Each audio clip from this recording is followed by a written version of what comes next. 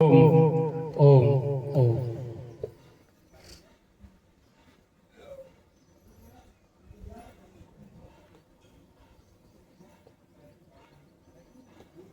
केहर गर्दब बन चला, लादी लादे जात। तैसे ही तुम अज्ञान से क्रिया कर्म करत दर्शात। बियावान जंगल में अनेकों गहदुआ होते हैं, सियार, परंतु सिंह कोई एक होता है। एक उसी प्रकार से इस पूरे ब्रह्मांड में जो 84 लाख योनियां हैं, वो सब गहदुआ की श्रेणी में आते हैं। और तुम मनुष्य बने हो तो सिंह हो।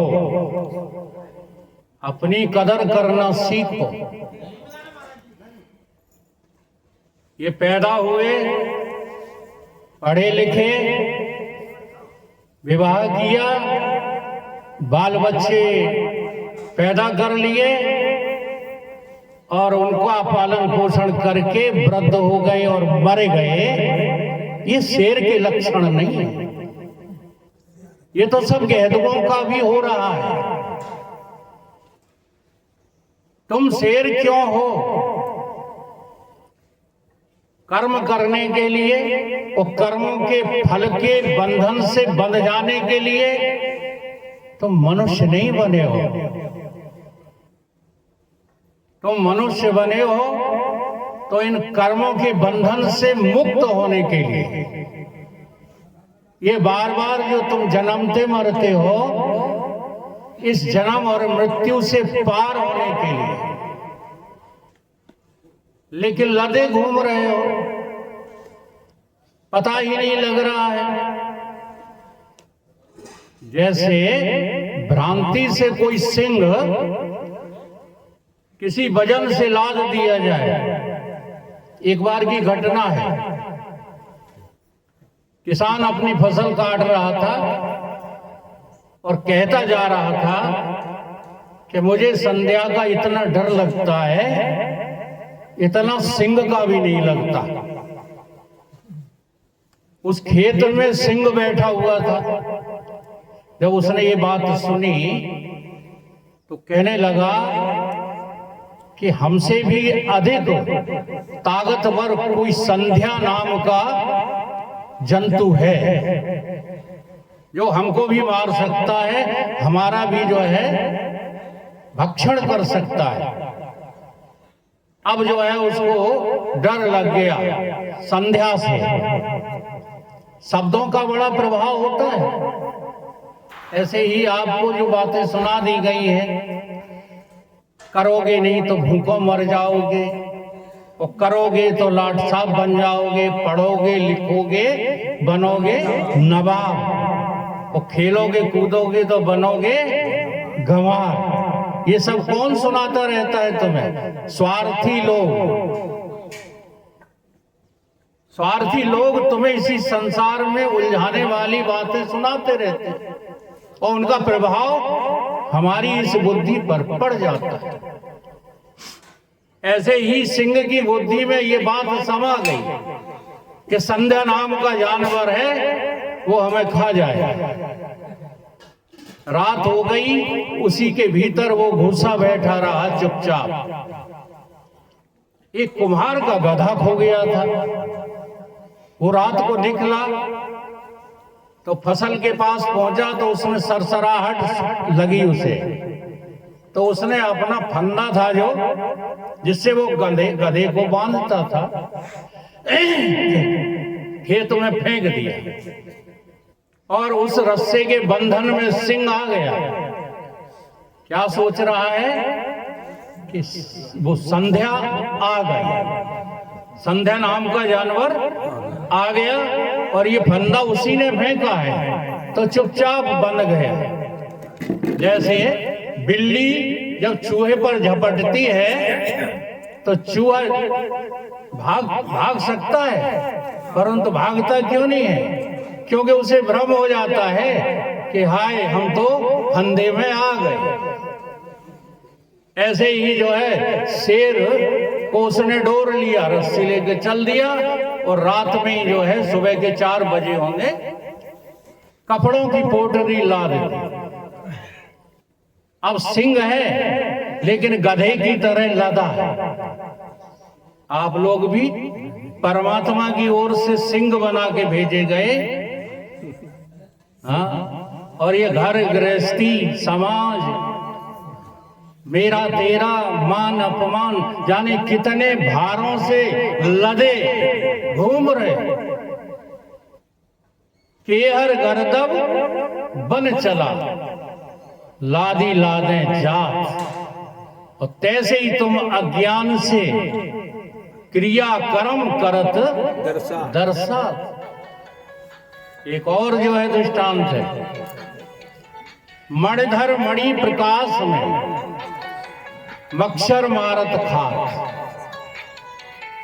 अच्छा, जो मणि होती है नाग मणि, क्या वो सभी सर्पों के पास होती है?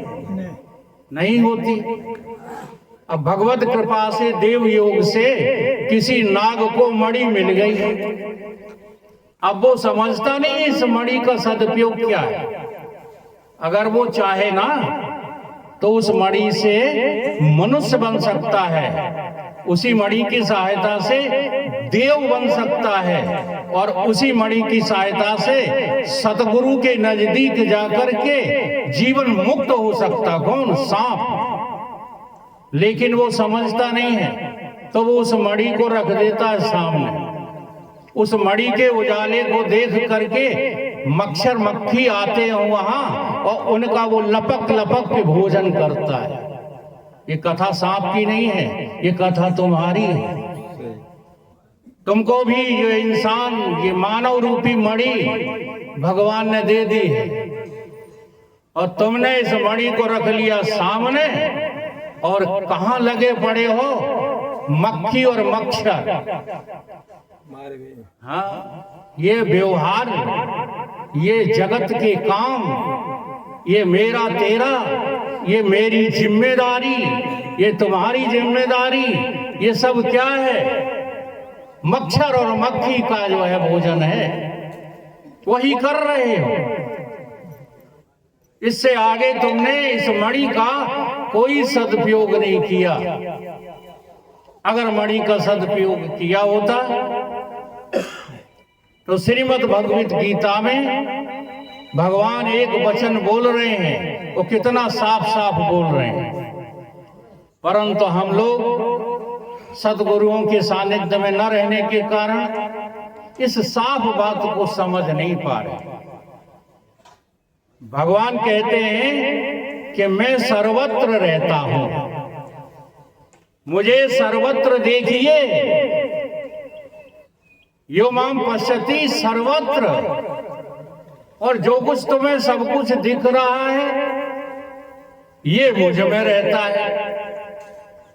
यो माम पश्यति सर्वत्र सर्वम च मयि पश्यति तस्याहं प्रणश्यामि न सच में प्रणश्यति।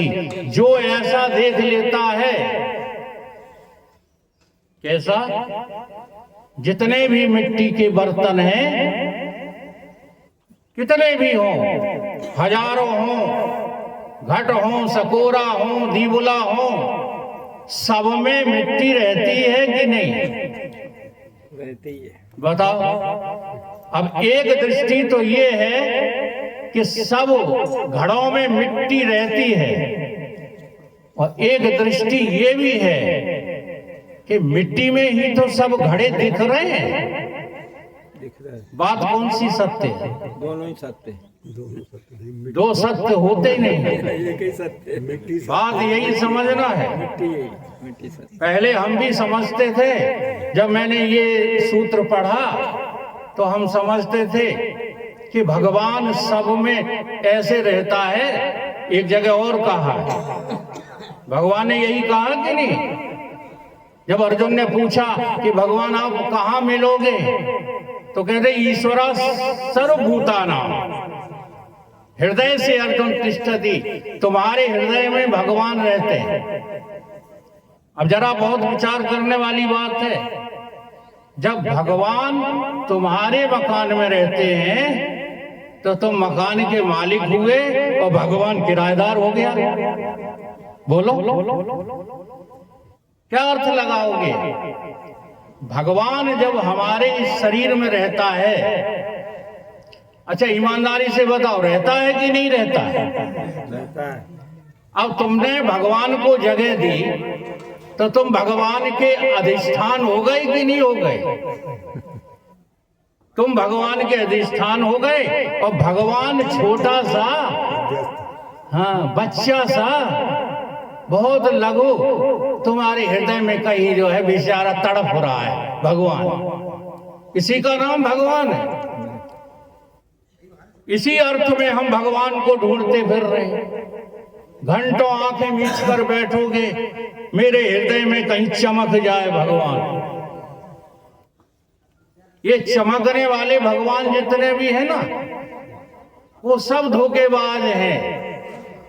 और उन्हीं चमकने वाले भगवान को तुम इतना प्यार करते हो, जी हाँ इतना प्यार करते हो कि सामने जो है भगवान बैठे रहे, तुम उन भगवान को जो है नमस्कार नहीं करते, उन भगवान के प्रति कोई सहानुभूति नहीं है। ये जो मंदिरों में चमक रहे हैं भगवान, वहां जाकर के नाक रगड़ते रहते। हम विरोध नहीं कर रहे, मंदिर जाना चाहिए, पूजा करना चाहिए, पाठ करना चाहिए, ये सब हमारे धर्म के आधार हैं, इन पर चलने के लिए मना नहीं है। लेकिन क्या सर्प की तरह जो है मणि का प्रयोग करते हुए चलना चाहिए? मच्छर माखी खाते ही रहोगे, कब तक खाते रहोगे? कभी तृप्त नहीं हो सकते। आज तक कोई ऐसा नहीं है जो संसार के भोगों को भोग भोग करके और तृप्त हो गया हो। कोई है? अब इन्हीं भोगों में यदि तुम मर जाते हो तो तुम मानव कहलाने के अधिकारी हो क्या? नहीं हो। तो हमें समझना क्या है? हमको थोड़ा रास्ता बदलना है। कर्म करते हुए संसार के कामों में लगे रहते हुए भी संसार को झूठा देखने का काम मुझे सत्संग के द्वारा ही मिलेगा।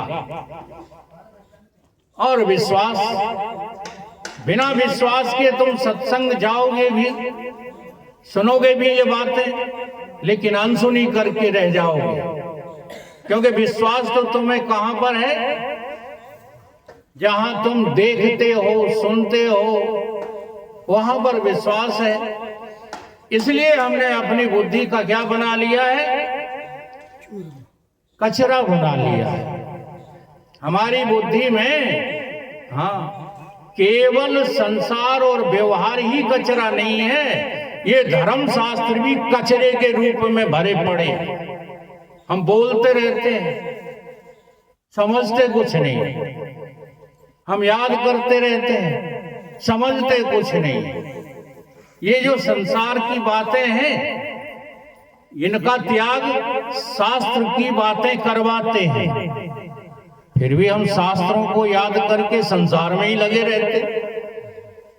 ये कैसे शास्त्री हैं लोग? शास्त्र हमें क्या सिखाते हैं? पैसा कमाना। शास्त्र हमें क्या सिखाते हैं? अपनी मान प्रतिष्ठा बढ़ाना। नहीं, शास्त्र हमें सिखाते हैं कि मानव जीवन जब तक है, उसी काल में जल्दी से जल्दी यमराज तुमको मार डाले, उससे पहले तुम जहां से जी रहे हो वहां से मर जाओ। अब हम मरना नहीं सीखना चाहते।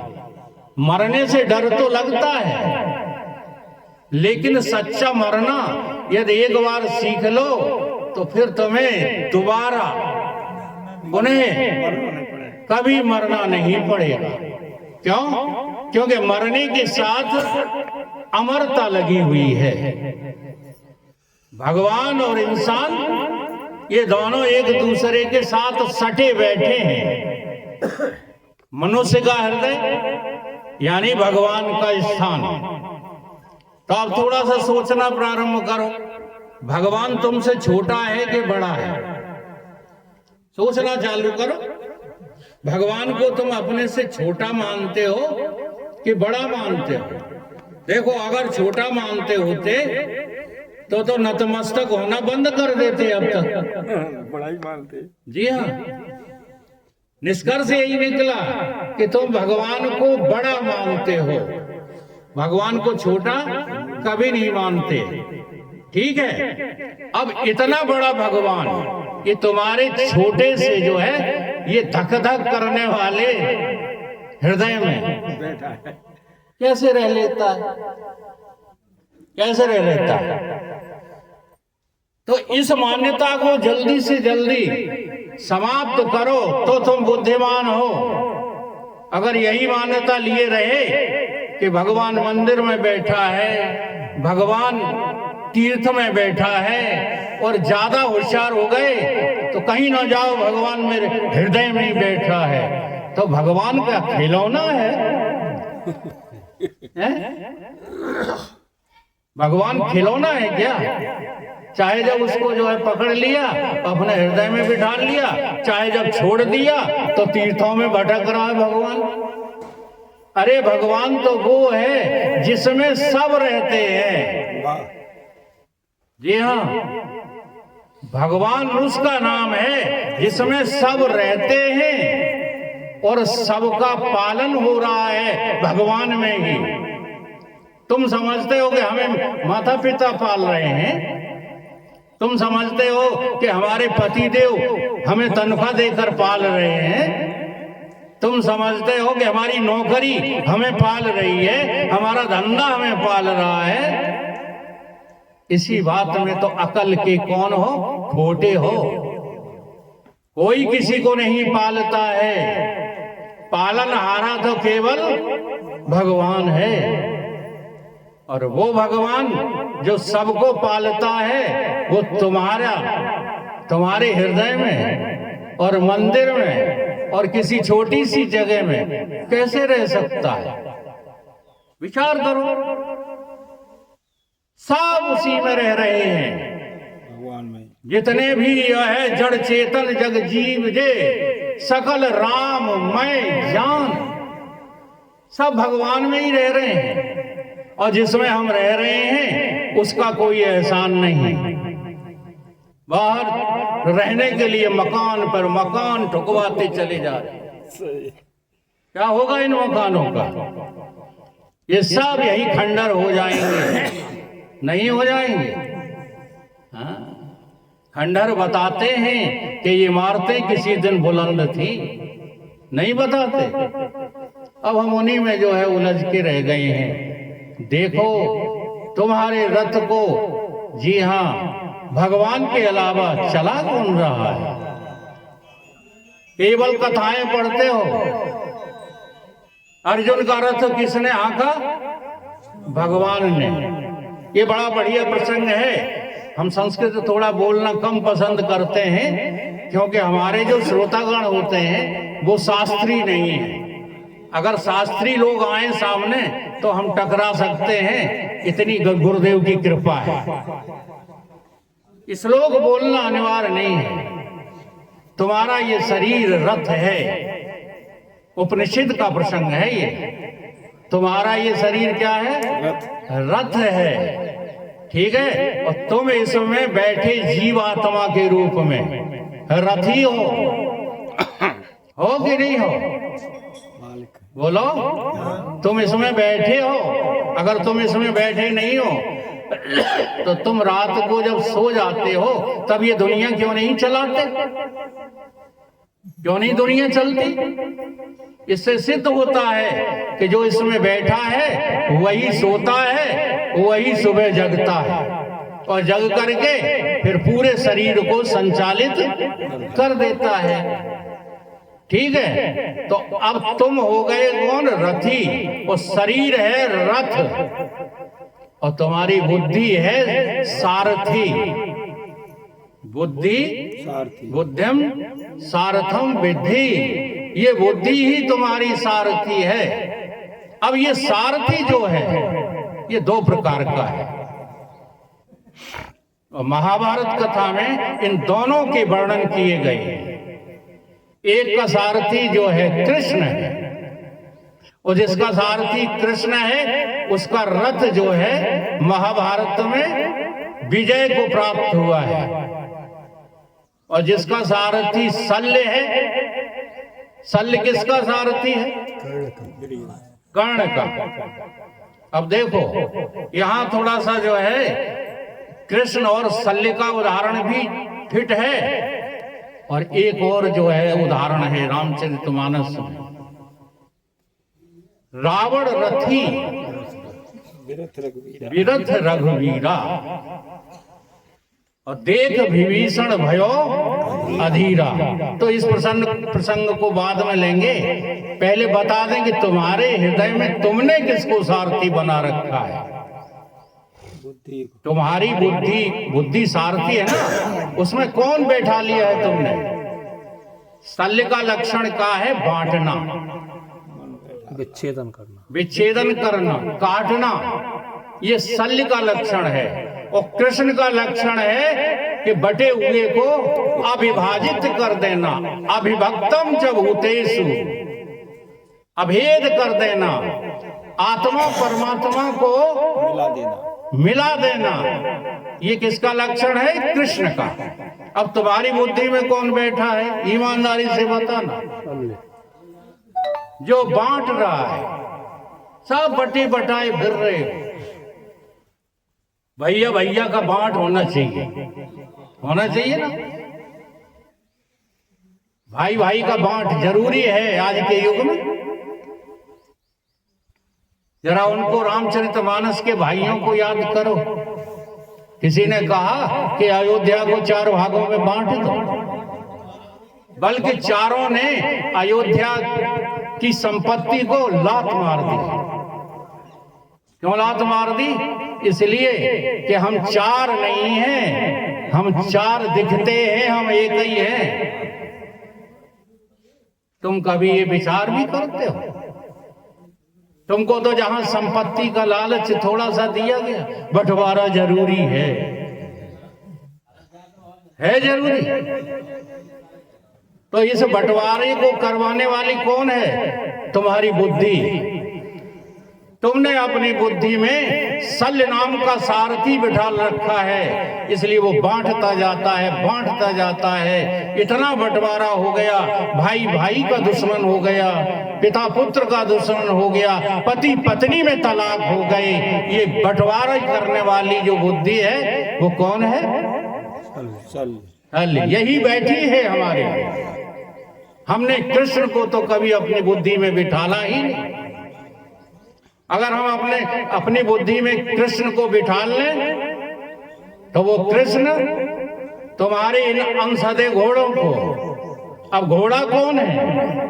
इंद्रियां। तुम्हारी जो इंद्रियां हैं ये सब घोड़े हैं और इन घोड़े को चलने का मार्ग क्या है? 5 विषय, शब्द, स्पर्श, रूप, रस, गंध। बस तुम्हारे जो है घोड़े अंशदे हैं और जिनके घोड़े अनसधे वो सारथी बैठा कूर। जरा ध्यान दो, जिनके घोड़े अनसधे वो सारथी बैठा कूर और तिनके रथ का क्या कहें? होगा चकना चूर। तुम मरोगे ही, तुम्हें कोई बचा नहीं सकता। अगर तुम्हें बचना है तो अपनी बुद्धि में बिठा लो किसको? राम को। अपनी बुद्धि में बिठा लो कृष्ण को, अपनी बुद्धि में बिठा लो सदगुरु को। हाँ, इन बकवास करने वाले, नचाने कुदाने वाले आचार्यों को बुद्धि में मत बिठा लो, वो तुम्हारा सर्वनाश कर देंगे। सच्चाई है, आज समाज बिगड़ रहा है तो आचार्यों की वजह से बिगड़ रहा है। आचार्यों ने भेदवादी कथाएं सुनाना शुरू कर दी, तुम ताली पीट पीट के नाचना शुरू कर दिया। हाँ, ना हमको कुछ लेना ना तुमको कुछ देना, बस कथा चलने दो। यही चलेगा। यही कथा चल रही है। सच्ची बात तो यही है। आज एक निर्देश और हम कथा के साथ देना चाहेंगे। इस कथा के प्रवचन के समाप्ति के बाद माताओं भी और पुरुषों भी घर गृहस्थी की चर्चा नहीं करोगे जब तक भोजन हो जाए, राम जोहार हो जाए और इस आश्रम के बाहर हो जाओ, तब तक कोई घर गृहस्थी की चर्चा नहीं करेगा। सही। हमने देखा है, हमारा प्रवचन बंद होता है, आप लोग लग जाते हो अपनी गपड़ चौथ में। पुरुष भी नहीं करेंगे। हैं जी? पुरुष भी नहीं करेंगे। सबके लिए है। कोई भी सांसारिक विषय पे चर्चा, जी हाँ, तभी सत्संग सार है। नहीं हम चिल्ला चिल्ला के मरे जा रहे हैं और तुम जो है गेंदुओं की तरह सुन करके हुआ हुआ करते करते मरे जा रहे हैं। है जी? हाथी जैसा स्नान। हाथी जैसा स्नान। कोई चर्चा नहीं, केवल अपने कृष्ण को, अपने राम को, अपने गुरु को ध्यान में रखते हुए भोजन करो, बैठो। अगर चर्चा ही करना है तो यही करो जो हमने सुनाई है। यही चर्चा करो आपस में कि हमको इतना समझ में आया, ये बात नहीं समझ में आई, अगले सोमवार को फिर यही पूछेंगे। सही। ये है सत्संग का नियम। ये सत्संग नहीं होता कि बस 1 घंटा सुन लिया और उसके बाद फिर वो ही शल्य को बिठा लिया, रावण को बिठा लिया। और रावण क्या है देखो, रावण वो है जो इस जगत को सत्य दिखाता है और राम वो है जो इस रावण का बाणों के द्वारा छेदन करके इस जगत को झूठ सिद्ध कर देता है। तो तुम्हारे हृदय में कौन बैठा है? रावण रथी। देखो दुनिया वाले अर्थ चाहे कुछ लगाते रहे, लेकिन हमें हमारे गुरुदेव ने जो अर्थ समझाए हैं हम वही लगाते हैं। आए हैं समझ में। हमें त्रेता वाले रावण से क्या हींग बदलना है? सही। बताओ। अभी जो मेरे हृदय में रावणत्व पनप रहा है उस रावण को खत्म करना है। तो हमारे हृदय में रावण बैठा है। कैसे? रथ पर बैठा है। अब हमें अपने रथ पे किसे बिठालना है? राम को। राम के हाथ में अपना मन रूपी लगाम। ये मन आपकी क्या है? लगाम। ये लगाम है और इस लगाम को केवल भगवान ही ठीक से थाम सकते हैं। अगर रावण के हाथ में दे दी, शल्य के हाथ में दे दी, तो ये अनसदे घोड़े पता नहीं कहां जाएंगे, वो जा ही रहे हैं। तुम्हें वही सब अच्छा लगता है, तुम वही सब करते हो जो तुम्हारी इंद्रियां कहती हैं। कहते हो ना। जैसे एक उदाहरण देते, आप लोग अपने बच्चे की शादी में क्या दिखवाते हो? बहू दिखवाते हो, है ना? तो किससे दिखवाते हो? कौन देखने जाता है? आपके घर के श्रेष्ठ। अब देखो क्या देख करके आते हैं वो घर के श्रेष्ठ। बहू गोरी है, अंदर चाहे विष भरा हो, देख पाया? नहीं देख पाया। अंतस में विष भरा है, वो देख लिया क्या आपने? आपके पास कोई आंख है जिससे भीतर वाला विष जो है हमें दिखाई दे जाए? है ही नहीं, क्योंकि ये आंख ये वाली है नहीं। इन आंखों से तो रूप के दर्शन होते हैं। अब गोरी पीरी तो देख आए थे, हाइट वाइट देख आए थे, भीतर के लक्षण नहीं देखे थे। 2-4 दिन तो कभी खूब जो है मौज मारी, और जो 1 वर्ष हुआ 2 वर्ष हुआ उसी बहू ने नानी याद करा दी। अब रो रहे हो। हमारे बुजुर्ग क्या करते थे? ये रूप के जो है सौंदर्य के पुजारी नहीं थे। हमारे बुजुर्ग तो स्वयं जाते भी नहीं थे। ये व्यवहारिक बातें हम इसीलिए करते हैं, केवल सच्चाई बताने के लिए कि तुम्हारी बुद्धि में बैठा कौन है। लगाओ अंदाज।